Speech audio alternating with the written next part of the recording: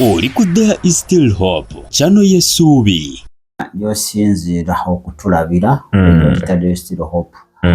TV tubeerayo yo kulikayo mukunganiro yewagenze kansuubire ova mu service era okoleddwa service kama tukwebaza olwaleero kwekitibwa n'amatendo nibotwanyiza okubeerawo kuno omwoyo omutukuvu ate olw'omwami okuyita mu Kristo Yesu omwana akatonda omulamu. Wewa amina era amina ddala ya nange nkukulisayo ate naawe akyaliyo webali kubeererayo ddala mu linnya erya Yesu Kristo omwana wa Katonda omulamu amina. Kale katudde kansanga Miracle Center tumalize Thanksgiving eyo byabaddeyo nalabye Pastor Kayanja ngawo obujulizi ku Dr. Joseph Serwadda engeri batambulangamu gye bagendanga mu Dar es Salaam nti wano enjiri yali amin yali agigaddeko ekizito bagendanga mu Dar es Salaam oyabyogedde nendaba omuliro by then ogw'amaanyi nendaba coordination nendaba love kitegeera naye simanyi saawa zino oba byalagawa simanyi lwaki kale ndowooza nawe sooka owulire katambi ako ate zijja kubeera seconds ntono toyongereyo. We have Dr. Joseph Serwadda here. Tuina Dr. Joseph Serwadda.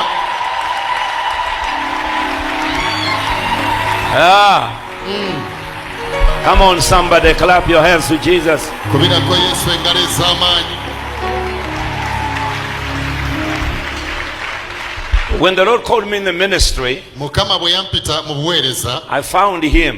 Namusanga. Every lunchtime he could go to the city park to preach. Buli biseera bya lunch hour ng'agenda mu park okubuulira enjiri. He was an evangelist. Yali mubuulizi wa njiri. I used to have an afro. Naberanga n'enviiri nnyingi nnyo. But associating with him, my afro is disappearing from him.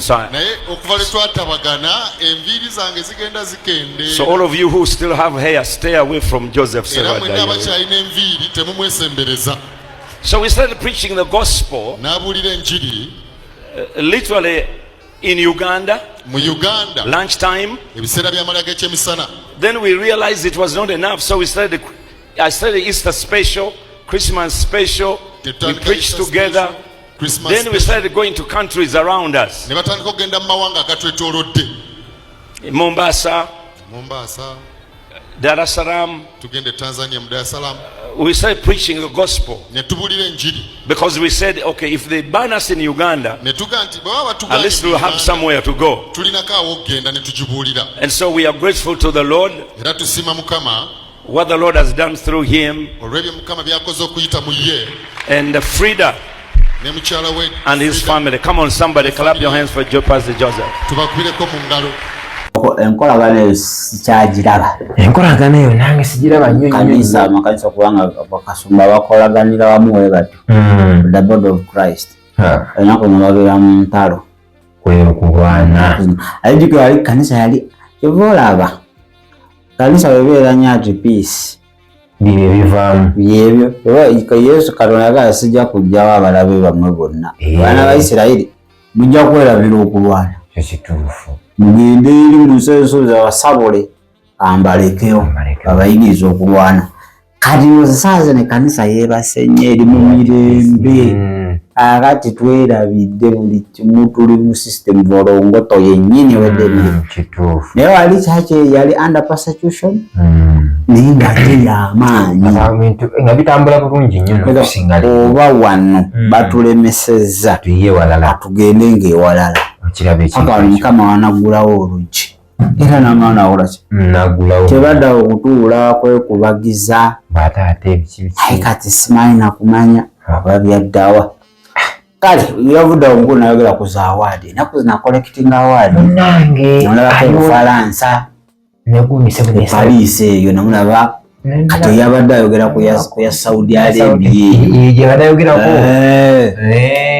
abamuyita ne bamuwa awaadi si seeka si imaamu si mufuti wabula bayita paasita baswabba oba baswabba bamuwagwa naga musajja gwe omulimu okoze ogw'amaanyi ennyo weebalege ane bagamba nedda sitandaza kuwa awadi ngakusiima alina omugamba omuntu atali mukkiriza omumwe awadi nga bakubiddemu abantu kale jagamba bankubadde kwabuli gwe bakubadda wansi zinyumira kubeera ki watutumu so bemwogerako temukolaki temubitegeera kankuwa omukulu ng'akubuulira ku zaawaadi ekituufu nnyo gye yafuna e Saudi Arabia simanyi bago guno omwaka awaadi ki gy'ofunyeeyo kakawe kagama tonafuna kale wamasooka owulirize dakika ejja kubeeremu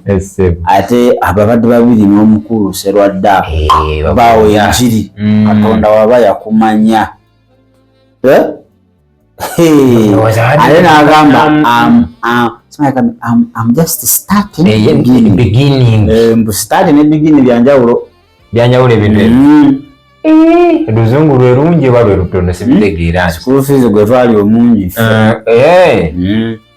Bireka yagamba akyatandika butandisi kukukumba emuntandika agafuka kukumbi agakwata bwe bwawadi obwo bagiragira obwo bwona bugenda bali kumira ko center bubeeraawo soko ulizo omukulu tweyongereyo. Listen, I have received a lot of awards past Dr. Serwadda, but one shook me when I was invited by the Kingdom of Arabia. I'm a pastor. I'm not a mufti in Uganda. I am a pastor. I'm a Christian. I preach Jesus.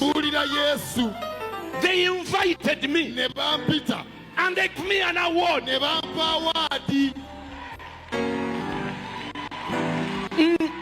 am beginning.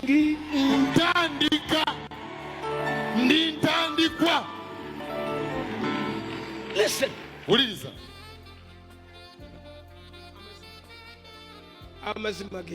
This is the truth. All people are creation of God, but the people of God are made by God. He gets the barren and make him a father. Katonda made Sarah and made a mother. God has made beginning ya Katonda. Nobody falls in the beginning of God, and they go back in the beginning. Starting ndala ne beginning ndala. Katonda akukwata be God picks you up, takes you out of your family. It is you he has chosen to make. Even your brothers, the Lords, and those after you, they begin to see that with you something different about you. That which he has put on you, that is called the doing of God. That's why the Bible says, they that know their God, they will be mighty, and they will do great things. You don't do great unless God knows you. Kale ndozo mukulu okoze ki? Mukulu muwulidde simanyi obukkanya naye ku kyawaadi omulokole yafinya omuntu tugeze oli musumba ne bakuyita okuwa awaadi ogenda ekibuzo tukikulekedde mulekere nawe mu comment section awo okole ki atwekuga tobagambe mbu munteeke mu zawaadi zammwe naye omulaba ne batuula eri ne balaba wakaddaani kyakoze ne bakuyita ne bakusimba awaadi ogikwata oba nedda ekyo kibuuzo tulabeko ne example bangi babakubidde mu zawaadi ezo baliddaumye bo babivu kati jjojja okudya oyo oba otubanga mulokole ali eyo mbu mu Amerika eyo gye yadda ekuba bamuwa awaadi kuba ne bufa ministry nefa bangi bana bagospa wano bada awaadi bonna ne era omukulu ajja kugaba bukyanje funa ayiseewo ebbanga Ngudesi Nzinagwa tongera kuchaza State House, White House zijja buzi kaza bitu bimwogera what are you talking about? Nditubulayo kuchaza there is still hope yokka genda bakyalirako tujja bakyalirako tulu tumubuuza award ze award ezo nga si nnungi kikola mutya award ezo mwoyo agamba nti asomesa atya ku ebyo yagamba nti ffe tuli baana ba Bwakabaka tetulina kye tutya n'aba apanze ekisi iffe tetulina kye tukola ki kye tutya tuli banywevu nnyo omwoyo waba okugambye ogikwate kalaso gagikwata oswaze sitaani anti yeetezaateza obuntu alowooza mbu omumwa agenda okukubira nokatwala newatabawo nakibaawo wekiri naye ngaomwoyo yakoze nga yamaze kulungamya naye tokemanga Mukama Katonda nogamba kantwale bajja okusabula Bayibuli egamba obugagga obw'omukizikiza ali kuŋŋaanya kati ndowooza obunabuno wabugagga simanyi kati yawadi bakuwerako ki tewali akituwa kati nga kakopo naye oba ovuganya nani kati awadi kuba ekigambo awadi it's like a reward they are rewarding from something anti bali bamusima omulimu gwakoze ate nga bamusiima Bayisiraamu pastor akoze omulimu namalako ne France naye yalina Mami Jessica namulaba bamulaba nga awadi naye akoze eki kati yafuuka kukumbi bonna bukusolozeza okwetoola ensi yonna nje wonna ebyamagero tebigwa mu nsi seeka okuwa awadi oba omwoyo aba amukomyewo simulina kumanya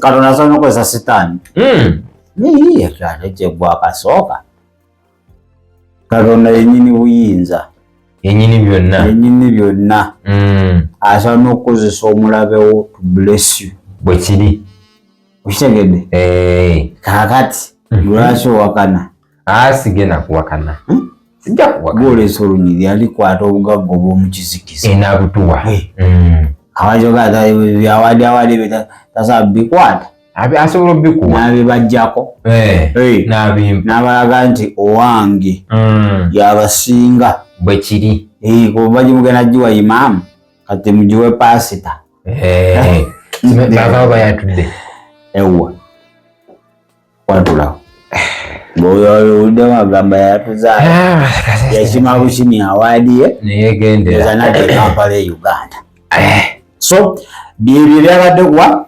Thanksgiving eya Kansanga Miracle Center ey'omusumbaani oba ekiwewesi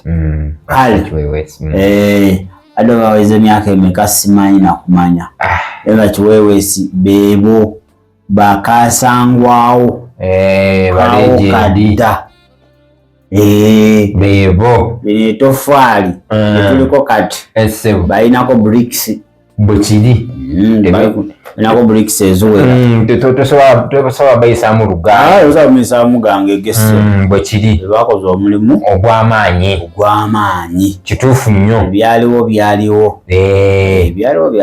kyo kituufu bibaawo era bibeerawo nalaba lumuyiga ng'ayimba akayimba ako ebigwawo nebiggwawo ebintu byensenze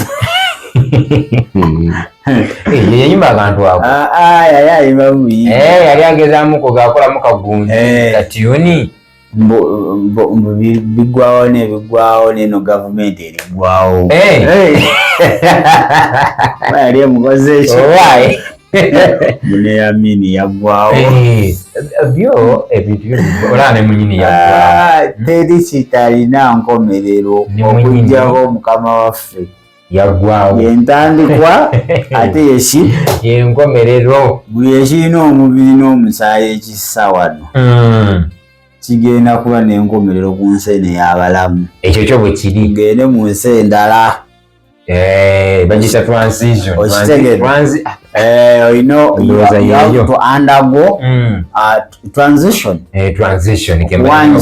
oba transformation oba transfiguration transfiguring olwanyisibwa okuwanyisibwa kola olunaku olw'enkomerero abantu they will be transfigured kyekyo so byebyo nze sooka ombulira awaadi woba gwezikwata ezo nosoboza sitaana nti yeefuula wakabi eyeyita bingwa kibayiza entegeka n'ensuula abaweereza nzitonzanyisa nakasudwa n'abantu ab'amaanyi siribagundi jangu ogikine jangu ogigwemu ogenda ezo mukama bayogedde nange nga yankakasiza nkakima nokaleeta ayete sitaana alina amaanyi osinga Katonda ate ng'agajjawo oli mutetenganya butetenganya so long as omuyinza w'ebintu byonna akugambye alagidde Aida yamanyi omumpitira obulungi omuyinza w'ebintu byonna akawulwako kawulira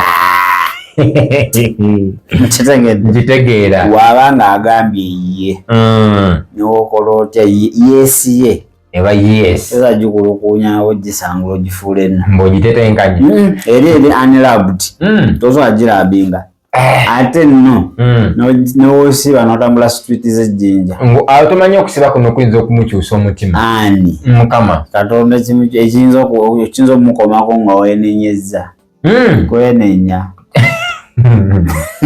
okusiba your discipline your body oba weeyigiriza obuzaamu mpisa focus kuba yogulwanga guli active you can't focus bwe kiri naye abantu balowooza mbu okusiiba bw'oba yakyusa god's plan tekisoboka kizibu ekyo muganda wange okwagala kwe weenenye buli kimu kigenda kubeera malidaadi saana kale oyebaleyo ekirala omukolo egudde gwakoze gwatambudde bannaffe nga they are thanking God nga beebaza Katonda for the work done kaati tugaba kuwetooloolamu bwe kiri we tudda twagambye buli lunaku we are going to appreciate wagiyise thanks speaking appreciating for the work done oba tolina byolaba gwamanyi ate wantegetuwa instructions kakati kirizagaana ekijja kyekyomoyo kyatukozeki kyatulungamiza ate tugaa mutandike negundi we follow the Holy Spirit kyatugamba kuba naffe twabadde ne pulaani yaffe munange yakyuseemu akabe tuusaala omukulu ne mugamba n'akuba emmeeza esinza butagikuba kuba munnange ebyokunywa byonna n'abiyuwa biwedde nawo biweddewo benja n'alira ku kiri amanyi kakati naawe okuba mmeeza eyo okuba kasimu ke mukama gwatugaa nti leero yooyo bwe kiri ate bino fenga there is still hope we are not speaking on the behalf of the entire body of Christ bakunulire tetuli kwogera ku lw'omubiri gwa Kristo mu nsi yonna tetukwogerera gwe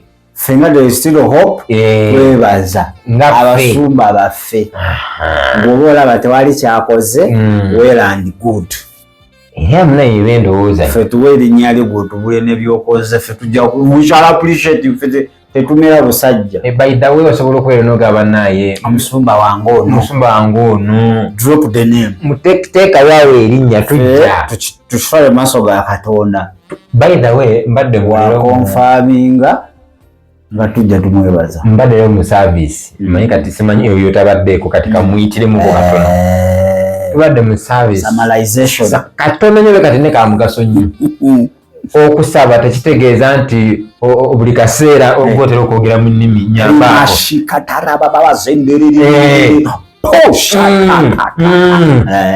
tekitegeeza ekyo naye okimanyi osologa nti mukama weebale. Thank you Jesus. Okukuba kusaba ate ezo yali agenda okuliisa 5,000 yakola ati yeebaza bwebaza teyali saa and thanksgiving multiplies oluzungu bweru thanksgiving multiplies mukama kubisaamu kalawo twebaza Katonda n'emirimu okubisaamu abasajja ba Katonda abo abasajja bakoze omulimu. Let me tell you abamu nga sinanazaalibwa nange bagukola bakyakola ebiriwo ebyabawo byabawo segede bwekiri there is no perfect man bwekiri under this planet omutukuvu ali ogwo ye Kristo Yesu bwekiri ate no betwogerako baana b'abantu nga gwe nzo noba ngagenda ne muchache nakunyiza enoddukayo tekitegeeza nti mubi ate wali abali mwebaza nti alina omulimu gw'abakozeemu kati waliyo bano ab'olugezigezi ononsonyiwa akijja nnyo oyogera ku musumba oyo nze sino actually namufunako okubikkulirwa ebyo byakola bya kizikiza anti nze amwogerako gwe kati naawe mwogereko omusajja oyo akimanyi kyakke Magombe ebyo bibyo ebyo tetwala biwulira agenda ne mukinnya oba agenda ne mu nsuwa y'amanyi fe eno program yakwebaza bwekiri oba ke Magombe kakoleki kagende naye alinako ekirungi kyakoze ate sanono nalinako ekirungi yali muyimbi ssebo yali asinza Mukama yali amusinza naagwa era ekisinga n'okunyumira twati okyawa sitaani neyoyogeraga malayika yali akulembera okusinza oba togende ku bulungi bwe olaba Katonda yamulekera ebirabo bye byonna yamulekera kati ife pasita nange ndi wano ebibi byenina byebiyitirivu okitegere singa onula ebibi byange ebiyinza okutaddamu labadde akampe wano naye gwomanyi kyoyagala kunoonya mmere namu okitegedde pasita oyo si gwonoonya onoonya Kristo ebibi bye si byonoonya onoonyako kirungi ebibi bya pasita tebisobola kuyamba wabula ebirungi bye bisobola okuyamba akati comment section fe tetujja gijjako fe twasalawo gweyogera ebibi bye byonna tewali buzibu osa n'olikodinga video noteeka ku channel yo nogamba nze 225 kanjogera ebibi by'abapasita bonna byebakoze abe ebikyogenda ogattibwako Isegede akati ffe ayo Mukama teyatugamba ekyo ffe yatugambye kwebaza Isegede bwe kiruma jayo Bayibuli osome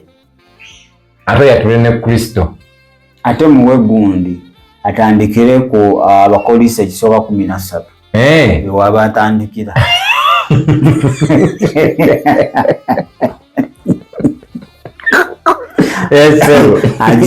agisome okwagala kukola kati omema lusome eyo oyombe bulungi yomba na munimi kwaye yabagamya onoyogera ennimi olina kwagala obakiŋŋaŋŋaali sasiro yennyini so leka twetolemuko katono bwekiri wetudda tugenda kusabu tetugenda mukubuulira wa wabula video buli lunaku tugenda kuleetera oba kyetwalira myezi Mukama atugambira nti awo naffe tuteerawo ki kasooba naye tugenda kuleeta omu gwe wandiikawo gweoyagala ffe Mukama anaaba mukonye mu stamp nga tuleeta kyekyo okuwuliriza kukwo okulaba kukwo okomentinga kukwo n'okuyomba kukwo n'okutwegatako okwebaza kukwo kati ekyo tulamuka ne tukomako sooka ofune Kristo gamba Yesu nkwebaza ku lw'olunaku lwa leero nti nkyali mulamu kyenva njatula obeera omulokozi wange mu linnya erya Yesu amina era amina ddala dakika weebale kulaba There is Still Hope. Okumanya ebisingawo tukubire ku 0752 34 14 47 oba ku 0761 08 83 15. Osobola n'otufuna ku email eya tshitv74@gmail.com. Eno ye There is Still Hope, channel y'essuubi.